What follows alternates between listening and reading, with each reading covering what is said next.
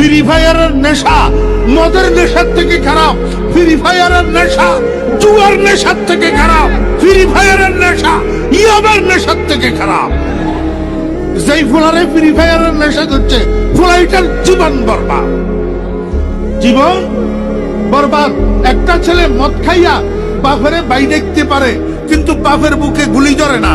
একটা ফ্রি ফায়ারের নেশাগ্রস্ত পোলারে বাপে যদি ফ্রি ফায়ারের থেকে বাধা দেয় তো বাপের বুকে পিস্তল টেকা। এত মারাত্মক জিনিস এটা।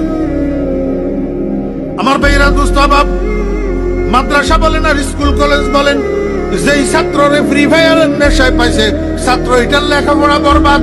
যেই ব্যবসায়ী রে ফ্রি ফায়ারের নেশায় পাইছে তার ব্যবসা বরবাদ।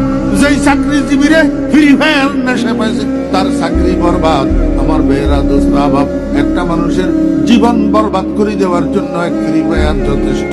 এই জন্য মুসলমানের সন্তানেরা আমি তোমাদের পায়ে ধরতেছি, তোমরা আমাদের সন্তান, খবরদার কোনো না কোনো ভাবে এই নেশা পরিহার করি স্বাভাবিক অভ্যাসে ফিরে আসো, ফ্রি ফায়ার থেকে ফিরে আসো।